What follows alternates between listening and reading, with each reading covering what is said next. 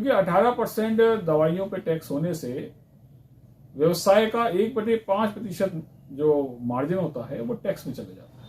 लेकिन electronic digital platform बनाया जाएगा ताकि घर बैठे ही आदमी को ये पता लग सके कि उसके कितने टीकाकरण हो गए हैं, कितने रह गए हैं। तो ये अगर हम बजट की बात करेंगे तो फार्मा इंडस्ट्री के लिए सीधे तौर पे तो कोई घोषणा नहीं की। इन्वेस्टमेंट्स में दी गए इन्वेस्टमेंट की छूटें प्रदान करने के बाद ही टैक्स लगता है, तो उससे जो कर की राशि है वो घट जाती है। इन्वेस्टमेंट्स 80C के अंतर्गत LIC, PPF, EPF, GPF, housing loan principal के रिपेमेंट में और भी अन्य लिस्ट में है। बजट जो आज पूरे देश में चर्चा का विषय है। कुछ लोगों को बजट समझ में आया, कुछ लोगों को बजट समझ में नहीं आया।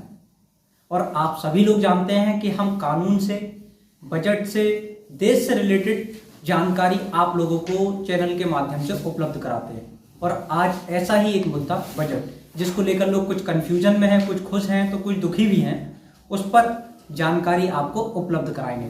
तो बजट जो है 1 फरवरी को हमारी वित्त मंत्री निर्मला सीतारमण जी ने पेश किया है और उसके विषय में जानकारी आज हम प्राप्त करेंगे टैक्स बार एसोसिएशन के अध्यक्ष विभोर Bansal ji, CA intermediate pass out.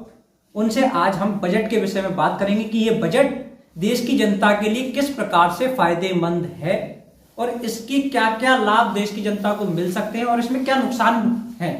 इन दोनों टॉपिकों पर आज हम उनसे बात करेंगे। तो आइए अब उनका स्वागत करने की बारी है, स्वागत करते हैं।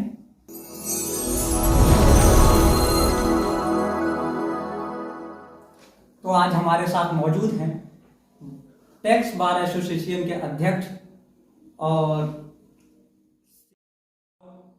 हमारे एडवोकेट विभोर बंसल जी, जिनसे आज हम चर्चा करने वाले हैं कि बजट में क्या खूबियां हैं और क्या कमियां हैं। तो आपका स्वागत है हमारे व्यूअर्स की तरफ से। हमारा जो प्रश्न है, पहला प्रश्न ये है कि इस भारतीय बजट का करदाताओं पर क्या प्रभाव होगा। देखिए, ये जो बजट है ये इंटरिम बजट है। जब नई सरकार अपनी सरकार बनाएगी तब ये फाइनल बजट इसमें आपको आएगा। लेकिन अभी का जो बजट है इसमें भी कुछ खास है और बहुत ज़्यादा लोक लुभावन बजट नहीं है, लेकिन इसमें करदाताओं के लिए काफ़ी राहतें हैं। कुछ राहतें कर की दरों में बदलाव से उत्पन्न होती हैं, कुछ मिलती हैं करदाताओं को। कुछ राहतें ऐसी हैं जो अन्य प्रोविजंस के बदलने से होती है। तो इसमें यूं तो करों की दरों में बदलाव नहीं किया गया है, इसलिए डायरेक्ट बेनिफिट करदाताओं को नहीं दिया गया।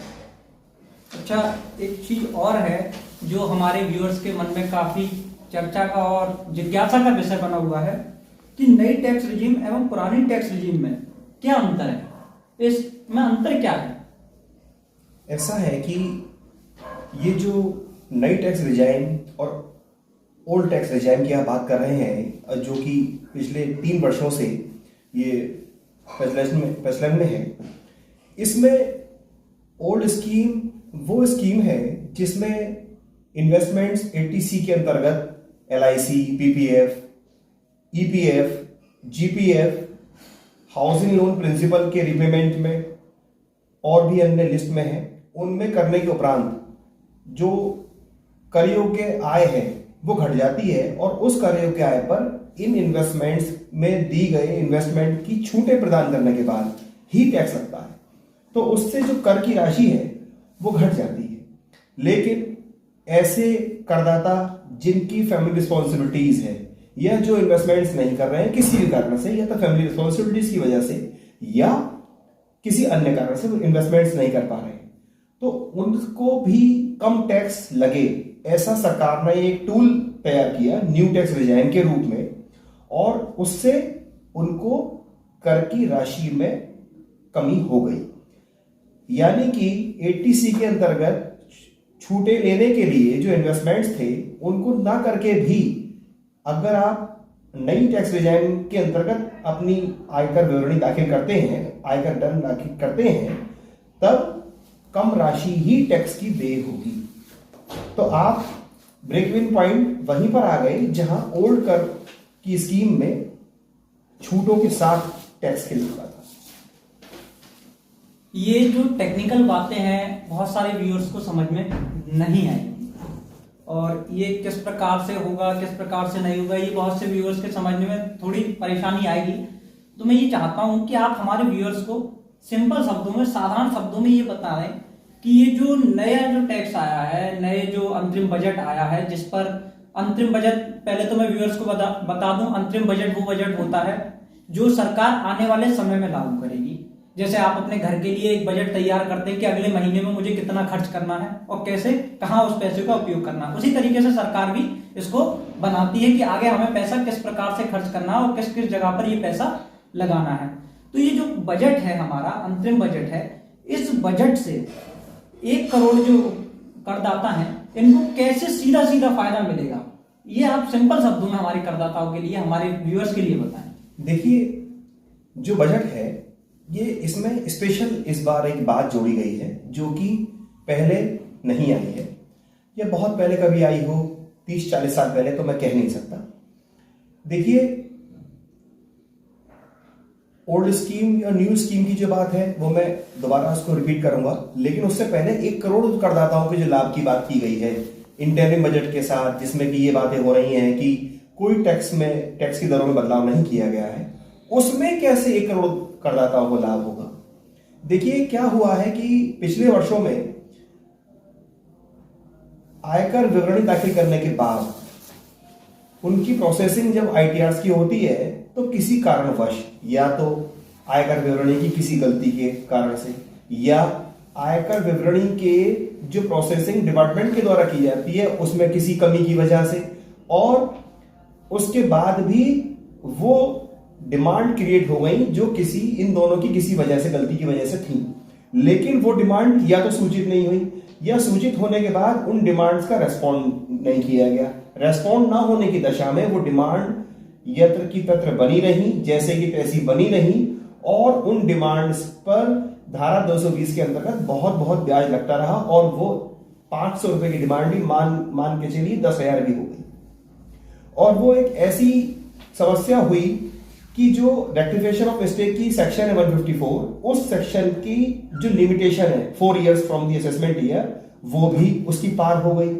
उसके पार होने के उपरांत जो कर की डिमांड है, जो कर की मांग रह गई, जो कि करदाता कहता है कि ये मुझ पर अनुचित है और डिपार्टमेंट कहता है कि उचित है, और ये लिटिगेशन एक फिजूल का शुरू हो गया और राशि बहुत ज्यादा नहीं है, ये उस राशि के लिए यहां पर छूट दी गई है। एक एमनेस्टी स्कीम आप इसको मान सकते हैं, लगभग जिस प्रकार से एमनेस्टी स्कीम बनाई गई है, क्योंकि सांख्यिकीय आंकड़े सरकार के पास रहते हैं, तो वित्त वर्ष 9-10 तक के लिए स्कीम लाई गई है, और वित्त वर्ष 9-10 तक की स्कीम में एक वर्ष पीछे वित्त वर्ष 8-9 और 9-10, 8-9 तक के लिए 25,000 और 9-10 से लेके 2014-15 वित्त वर्ष तक के लिए 10,000 रुपए की राशि। ऐसी डिमांड्स जो खड़ी हुई हैं, डिमांड्स स्टैंड कर रही हैं, आउटस्टैंडिंग डिमांड्स हैं, जिन्हें करदाता स्वीकारना भी नहीं चाहता, डिपार्टमेंट उनको लेना चाहता ही है। उसकी वजह से जब सांख्यिकीय आंकड़ों में देखा गया और सॉर्ट आउट किया गया, तो ऐसे 1 करोड़ करदाताओं को लाभ 10,000 और 25,000 की डिमांड के खत्म होने से एमनेस्टी स्कीम में मिल जाए। एक सवाल और है हमारा कि बकाया टैक्सेशन डिमांड पर राहत किस प्रकार से मिलेगी? बकाया टैक्सेशन डिमांड की राहत यही है जो करदाताओं की आप बात कर रहे हैं। ये जो प्रोसेसिंग की गलती की वजह से या किसी भी डिमांड को विधिवत रेस्पॉन्ड न करने की वजह से डिमांड स्टैंड कर रही है, आउटस्टैंडिंग डिमांड्स है, वो डिमांड्स 25,000 रुपए तक वित्त वर्ष 8-9 तक, और उसके उपरांत के फाइनेंशियल ईयर से 2014-15 तक प्रति करदाता 10,000 रुपए तक की वो डिमांड खत्म हो जाएगी, और उनके अगर रिफंड उनके अटके हुए वो रिफंड भी उनके आगे आ जाएंगे, क्योंकि जब तक पीछे से डिमांड आती है डिपार्टमेंट आगे का रिफंड नहीं देता है। धन्यवाद, आपने हमारे व्यूअर्स के लिए इतनी महत्वपूर्ण जानकारी दी। आपका बहुत बहुत आभार, बहुत बहुत धन्यवाद। अभी हमने चर्चा की थी बजट पर, जो एक्सपर्ट थे विभोर बंसल जी। अब हम इसी बजट को लेकर के आम जनता के बीच, शहर के व्यापारियों के बीच आए हैं। तो आज हमारे साथ मौजूद हैं शहर के नामी व्यापारी अंकुर अग्रवाल जी, जो फार्मा से जुड़े हुए व्यक्ति हैं। तो आइए जानते हैं इनसे कि इस बजट में फार्मा के लिए क्या किया है सरकार ने, इस अंतरिम बजट में क्या प्रलोभन दिए हैं, क्या सुविधाएं दी गई हैं, उसके बारे में चर्चा करते हैं। तो आपका स्वागत है। और धन्यवाद। हमारा जो प्रश्न है, हमारी जो जनता का प्रश्न है, जो अंतरिम बजट 1 फरवरी को हमारी वित्त मंत्री जी ने पेश किया है, तो उसमें शहर के व्यापारी के लिए, देश के व्यापारी के लिए क्या सुविधाएं दी गई हैं, और आपकी जो फील्ड है फार्मा, उससे संबंधित क्या नियम बनाए गए हैं, क्या सुविधाएं दी गई हैं, उस पर मैं आपके विचार जानना चाहता हूं। हमारे व्यूअर्स आपके विचार जानना चाहते हैं। अगर हम बजट की बात करेंगे तो फार्मा इंडस्ट्री के लिए सीधे तौर पे तो कोई घोषणा नहीं की गई।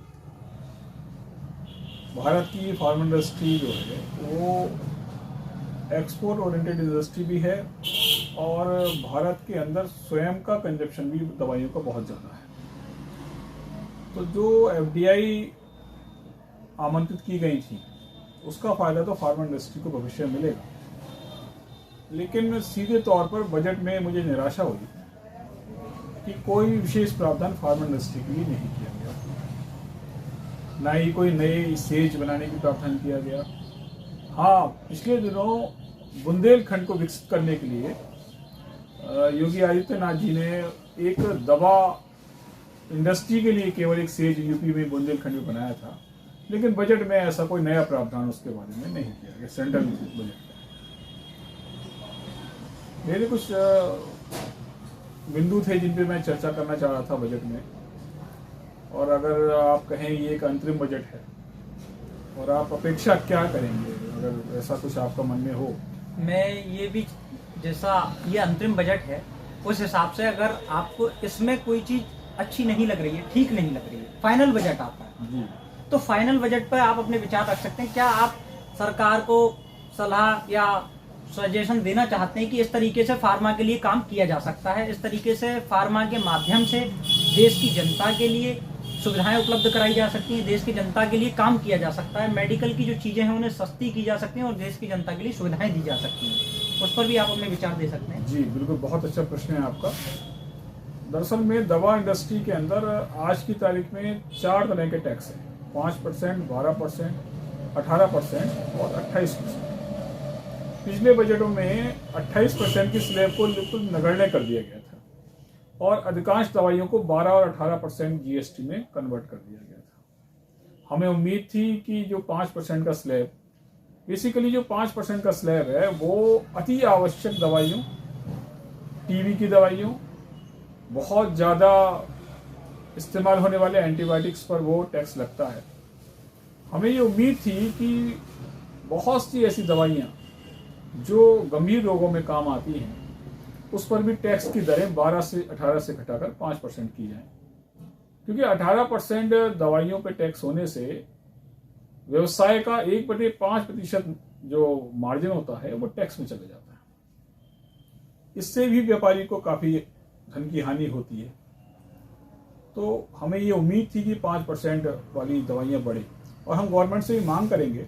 आज भी दवा इंडस्ट्री के अंदर 95% दवाइयाँ 12% में आती हैं, और 0.5% यानी आधा प्रतिशत से भी कम दवाइयाँ 5% टैक्स में आती हैं। हमारी ये भी मांग रहे हैं कि कम से कम 20% दवाइयाँ, विशेषकर बच्चों के रोगों में काम आने वाली, विशेषकर वो दवाइयाँ जिन्हें गरीब तबका इस्तेमाल करता है, उस पर कर की दर 5% की जाए, जिससे आने वाले समय में जनता को अधिक लाभ हो। अच्छा, ये मेडिकल के लिए आप क्या कहना चाहेंगे कि मेडिकल के लिए सरकार ने इस अंतरिम बजट में क्या दिया है? तो सरकार ने मेडिकल के लिए इस अंतरिम बजट में सीधे तौर पर कोई भी घोषणा नहीं की, जैसे कि पिछले वर्षों में होती रही। इस बार तो मुझे निराशा हुई, क्योंकि कई बार सरकार ने ऐसी योजनाएं बनाई जिससे फार्मा इंडस्ट्री को बल मिले, लेकिन मैंने पूरे बजट में ऐसा कोई भी प्रावधान नहीं देखा जिससे फार्मा इंडस्ट्री को सीधे से उत्साह प्राप्त हो, उसका विकास हो, और उसके लिए विशेष रूप से प्रावधान किए गए। मेरा एक और सुझाव भी है दवा इंडस्ट्री के लिए कि गवर्नमेंट दवाइयों की एमआरपी को घटाए। बहुत सी दवाइयाँ बेलगाम एमआरपी के कारण जनता को त्रस्त कर रही हैं, क्योंकि गवर्नमेंट को टैक्स चाहे मल्टीपल रीजन पे जीएसटी मिलता है, लेकिन होलसेल रेट पे मिलता है और दवाइयाँ कंज्यूमर के पास पहुंचती हैं एमआरपी पर। तो जो दवाइयों में वो कई गुना का होलसेल और रिटेल का मार्जिन है, उन दवाइयों को समरूपता में लाए। मेरी काफ़ी दिनों से ये इच्छा है और मैंने इस बारे में काफ़ी प्रयास भी किया कि अधिकतम से अधिकतम होलसेल से दूनी से अधिक किसी वस्तु की एमआरपी ना हो। अब आप देखते हैं कि पीछे एक विषय आया था ऑनलाइन दवा व्यवसाय।